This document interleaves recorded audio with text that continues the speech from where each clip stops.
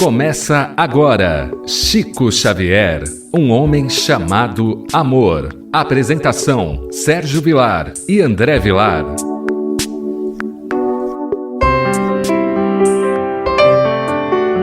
Queridos amigos da Rádio Boa Nova, que alegria mais uma vez gravarmos o programa Chico Xavier, um homem chamado amor. Pela nossa querida Rádio Boa Nova, apresentação de Sérgio Vilar e de André Luiz Querini Vilar. Você sabe que nós estudamos o livro Lindos Casos de Chico Xavier, do professor Ramiro Gama. Eu tenho um hábito sempre de dizer que esse não é um livro de biografia. Esse é um livro de autobiografia. Porque Chico Xavier não só foi ditando para o professor Ramiro Gama as suas experiências em Pedro Leopoldo, mas também depois teve a oportunidade de fazer uma revisão para ver se o livro estava correto. Então isso é muito importante. Para mim, essa obra de milhares de mensagens que nós temos de biografia de Chico Xavier é a mais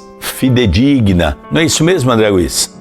Olá, queridos amigos da Rádio Boa Nova. Que Jesus abençoe o nosso programa, o nosso encontro de hoje. Possamos mergulhar na história que veremos. Sem dúvida, o livro Lindos Casos de Chico Xavier é um livro lindíssimo, fiel às histórias vivenciadas por este grande homem que foi Francisco Cândido Xavier. Não temos aqui o intuito de enaltecer o seu nome, mas sim de demonstrar a grandeza deste espírito que tanta falta faz no meio espírita, no meio cristão.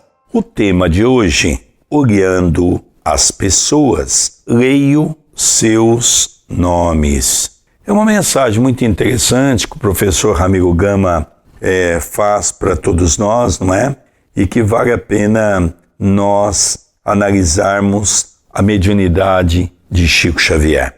Visitamos o simpático casal Lauro e Deise, pastor Almeida.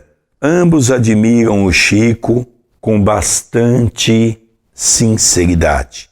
Sabem alguns casos lindos do médium e por isto fomos visitá-los. Dona Deise conta-nos o que lhes sucedeu ao verem o Chico pela primeira vez, quando visitavam Belo Horizonte.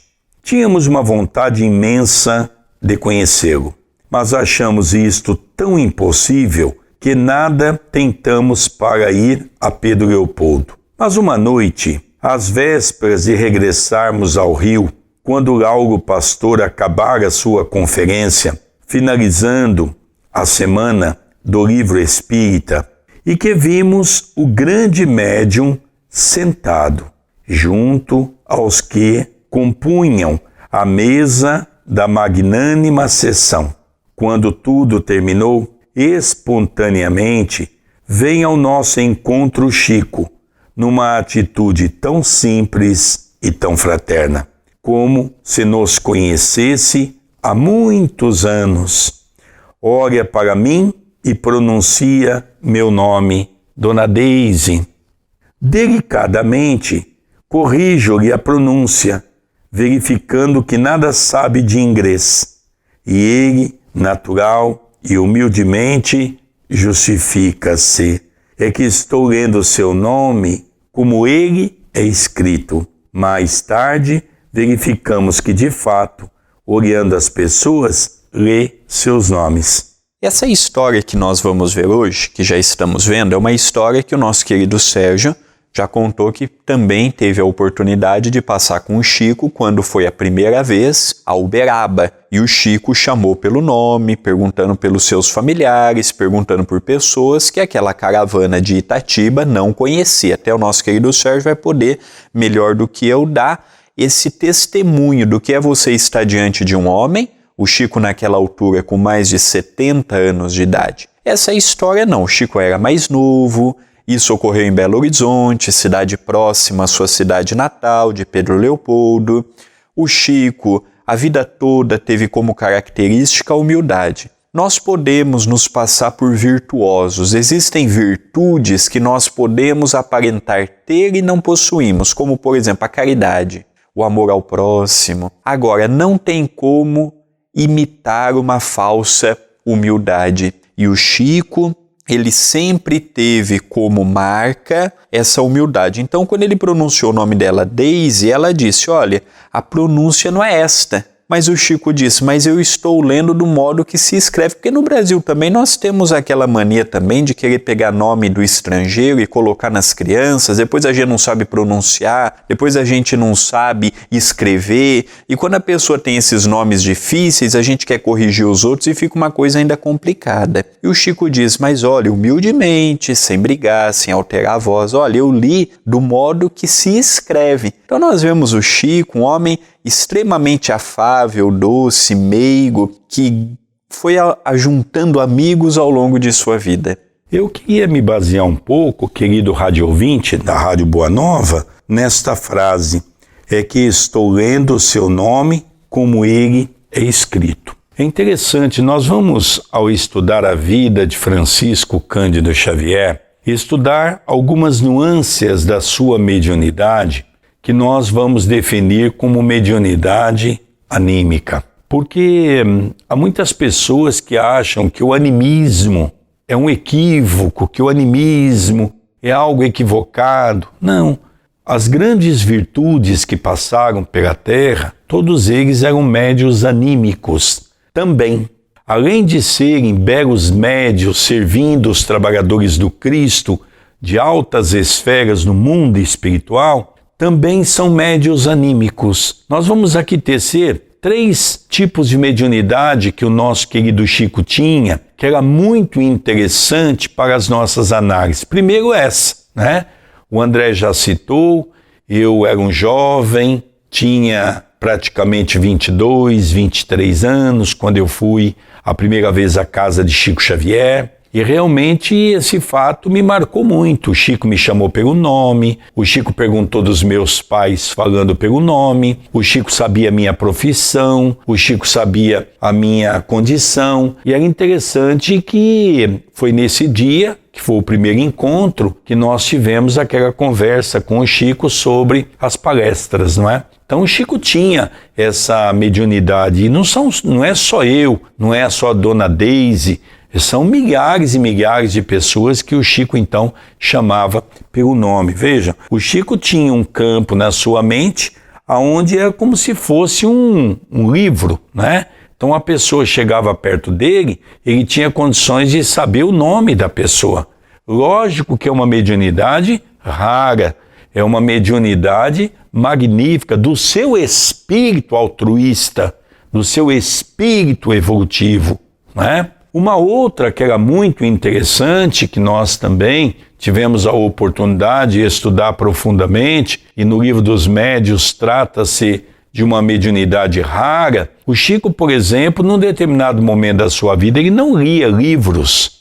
O Chico colocava o livro sobre a mão espalmada e o Chico se concentrava e o Chico passava a ter um teor de todo o conteúdo que estava naquele livro.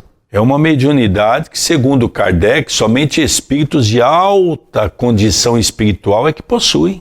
É uma coisa fantástica. Eu me lembro de uma história envolvendo um guarda. Tinha um policial que acompanhava o Chico. O Chico era acompanhado 24 horas por dia na sua casa com um policial, porque o Chico era muito assediado, né? Principalmente por pais desequilibrados que queriam, de qualquer maneira, que o Chico recebesse uma mensagem de um filho, de uma filha. E eu me lembro que um dia esse policial estava levando o Chico a um determinado lugar e o Chico pediu a ele para comprar algumas revistas. E o Chico comprou algumas revistas, comprou alguns jornais, que era costume o Chico comprar, o Chico lia muito. E é interessante que quando o Chico entrou no carro com aquele monte de revistas, aquele monte de jornais, o guarda perguntou, o soldado que passou a ser amigo do Chico, não é? Ô Chico, você vai conseguir ler tudo isso com tantas tarefas que você tem? E o Chico respondeu: meu filho, eu não sei direito te explicar. Quer dizer, a humildade do Chico era tão grande que o Chico tentava se esconder por trás daquela grandeza da mediunidade que ele tinha. Então ele falou: eu não sei, meu filho, mas eu coloco uma revista na mão, por exemplo, eu fecho os olhos, eu sei todo o conteúdo e todas as manchetes que estão nesse jornal ou nessa revista. Então isso é uma coisa extraordinária. O espírito do Chico previa as coisas. E a terceira que eu também chamo a atenção, e essa o Chico pediu a Emmanuel para interceder. O Chico contava para os amigos que ele tinha uma mediunidade que começou a o incomodar. Ele olhava, por exemplo, para um amigo ou para uma pessoa que estava chegando perto dele, ele dizia que os olhos dele é como se fosse um raio-x. Ele batia o olho na pessoa e ele olhava por dentro da pessoa. E ele muitas vezes via que a pessoa estava em fase terminal, muito doente. E por tratar-se de um amigo, o Chico contou que ele começou a ficar perturbado com isso. E ele então, em prece, pede a Emmanuel para que pudesse ser cancelado essa mediunidade, porque essa mediunidade estava atrapalhando as suas atividades no dia a dia. Olha, nós estamos aqui citando 3 tipos de mediunidade anímica pertencente a Chico Xavier, que até hoje nós não ouvimos falar de outra pessoa reencarnada que tem essas mediunidades e que realmente ninguém tira esse mérito dele.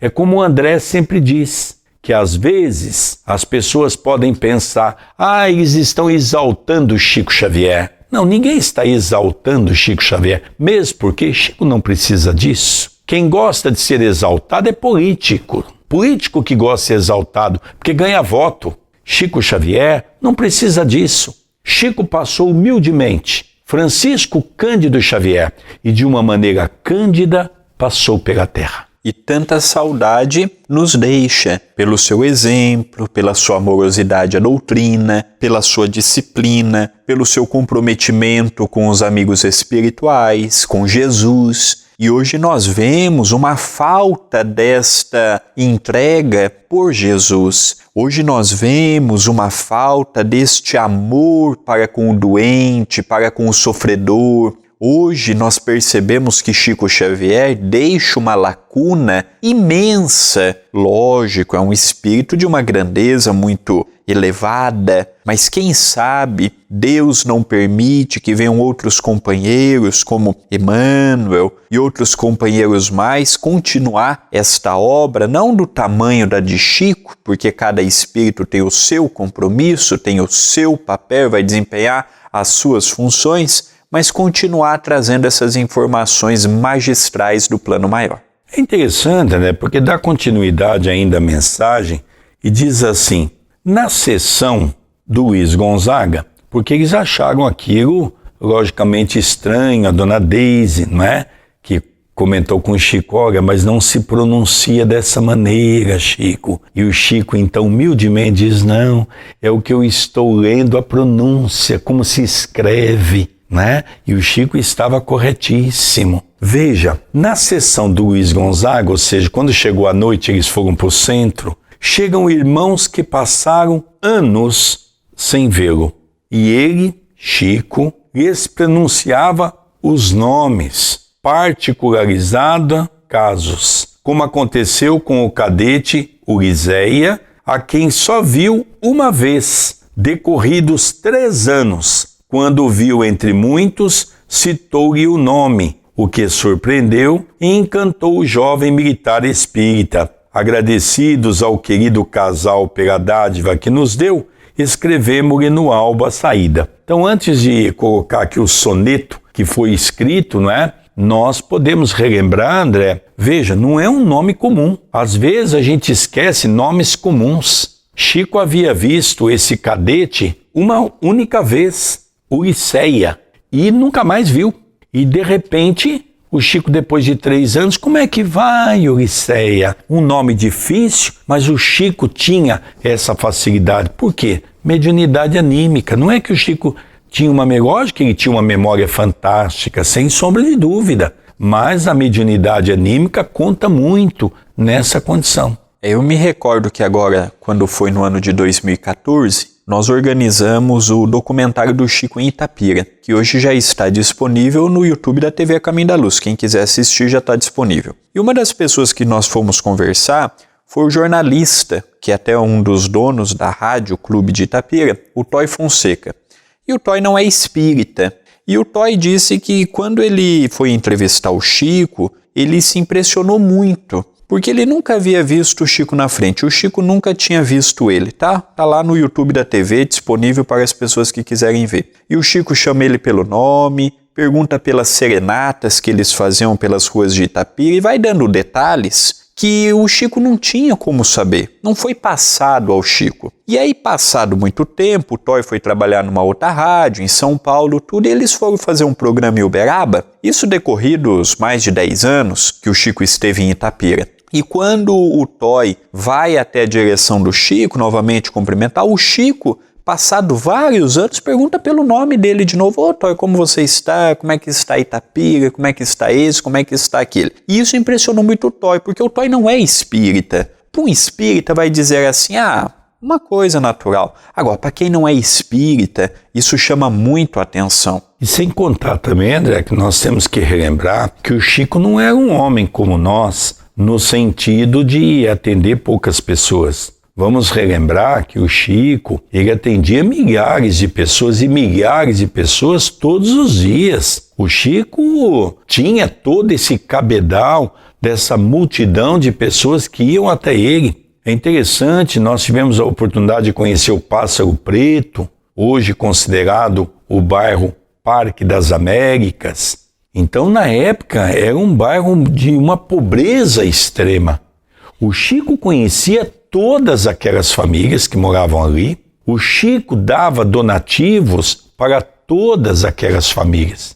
Esses tempos atrás, o André até republicou um noticiário, o Chico distribuindo dinheiro. Para quem não sabe, Chico recebia nas suas mãos muito dinheiro, em espécie, e o Chico então distribuía para as famílias. O Chico recebia milhares e milhares e milhares de toneladas de alimento toda semana. Calcula-se que numa véspera de Natal, numa época de Natal, melhor dizendo, porque eu não sei precisar a sua época, o seu dia, melhor dizendo, a Globo fez uma entrevista, mais de 40 mil pessoas numa fila. Será que nós temos noção? O que é isso? É um trabalho gigantesco. Você fala isso para as pessoas. Outro dia eu me lembro que eu comentei isso com alguém e a pessoa falou, Sérgio, mas assim você está exagerando um pouco. O trabalho do Chico era algo tão grandioso que as pessoas não têm noção. Na década de 70, na década de 60, até mesmo no começo da década de 80,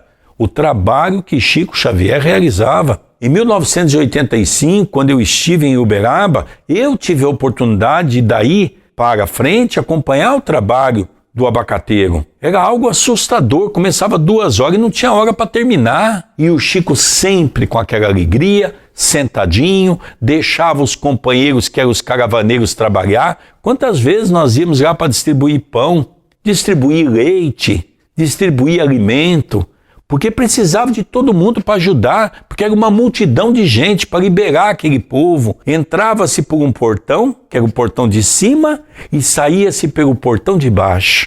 Era algo magnífico. Só de lembrar, a gente já se emociona daqueles momentos tão bonitos que nós vivemos ao lado de Chico Xavier.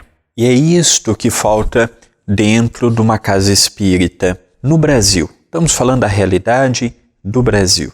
É isto que falta, esta fraternidade legítima, esta vontade de trabalhar com Jesus, esta vontade de doar, essa vontade de se entregar ao trabalho. Nós temos sofisticado muito a mensagem do Cristo, temos eletizado muito os encontros espíritas, temos deturpado muito o trabalho com o mundo espiritual. E nós precisamos, no meio desta pandemia, no meio deste caos natural que estamos passando, precisamos rever muitas coisas para quando abrirmos os centros novamente, voltarmos a algumas práticas como a da amorosidade, a da simplicidade, o do trabalho com os bons espíritos, pegando sempre o Chico como exemplo, referência de amor e de humildade. Eu queria relembrar, André, se nós pudéssemos repensar nesse momento que nós estamos falando de Chico Xavier,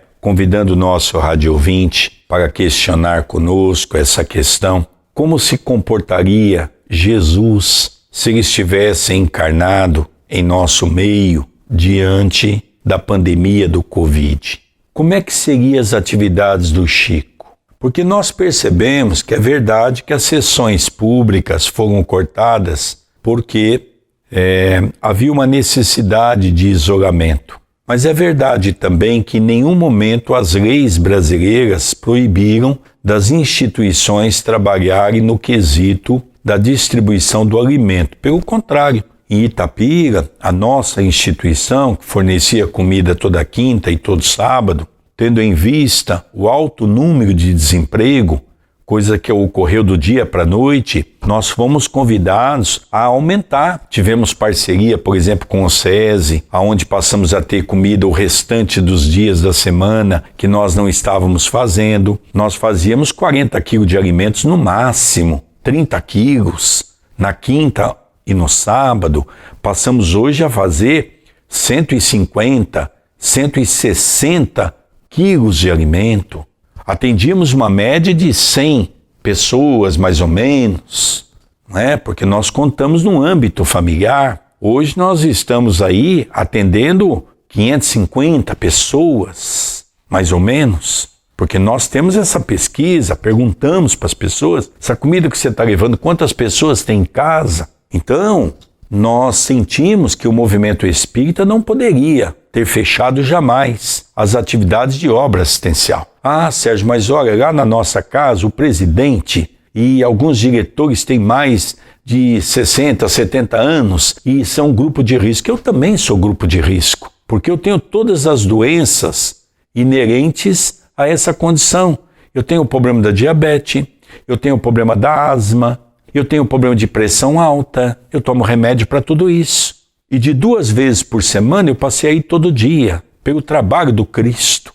Então, com muito pesar que eu vejo que o movimento espírita não estava preparado, apesar de nós estarmos falando da transição planetária, André, de nós estarmos falando de que é hora de separação do joio e do trigo, o movimento espírita deveria estar um pouco mais preparado. E espero que o movimento espírita retorne com toda a força, porque nós vamos precisar e muito desta área que Chico Xavier foi um grande baluarte.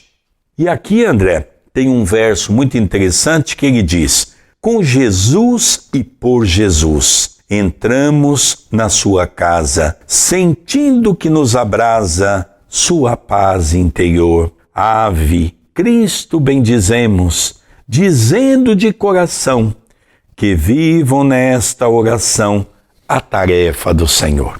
Sem dúvida, a mediunidade de psicografia do Chico foi a que mais deu notoriedade a ele. Tanto é que quando nós falamos do Chico, logo vem em mente a psicografia, tanto de uma carta consoladora, quanto de uma obra que iluminou e ilumina o espiritismo, o cristianismo e o seio da humanidade.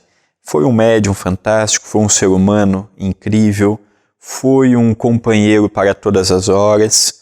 E relembramos uma vez mais, falar do Chico é um prazer e não podemos em momento algum deixar o seu exemplo cair no anonimato. Precisamos de quando em quando falar do Chico, levantar a sua bandeira, falar da sua obra, mas falar da sua vida, estudar a sua obra, mas estudar a sua vida. E vemos que exemplos como este são presentes de Deus para que possamos estar no trilho do entendimento, do bom ânimo e da coragem, enfrentando as adversidades da vida. É verdade, André. Eu penso que a maior obra que o nosso querido Chico deleitou para a humanidade não foi a obra da psicografia. Lógico que ela resgatou o cristianismo redivivo, mas penso que a maior obra que o nosso querido Chico deixou foi a sua vivência como homem amoroso. Ao encerrarmos o nosso programa, nós vamos deixar o convite para as pessoas conhecerem o nosso YouTube. Diariamente estamos realizando o Evangelho no Lar, de segunda a sábado às 19h30 e aos domingos às 18 horas. E no mesmo canal já está disponível o programa Obreiros da Vida Eterna. Então é youtube.com/TV A Caminho da Luz. Se inscreva no canal e habilite as notificações. Nós vamos encerrando o nosso programa pela rádio Boa Nova. Chico Xavier, um homem chamado amor. Como é bom falar desse homem. Eu só de falar desse homem, eu já ganhei o dia, porque me dá um ânimo para trabalhar diante da minha pequenez e ver o quanto esse homem contribuiu com o Evangelho do Cristo aqui na Terra. Um beijo no seu coração. Você sabe que esse programa é apresentado por Sérgio Vilar e por André Luiz Querini Vilar. Encerramos o programa Chico Xavier, um homem chamado amor, pela Rádio Boa Nova. Um beijo no seu coração. Até o próximo programa. Você acompanhou Chico Xavier, um homem chamado amor.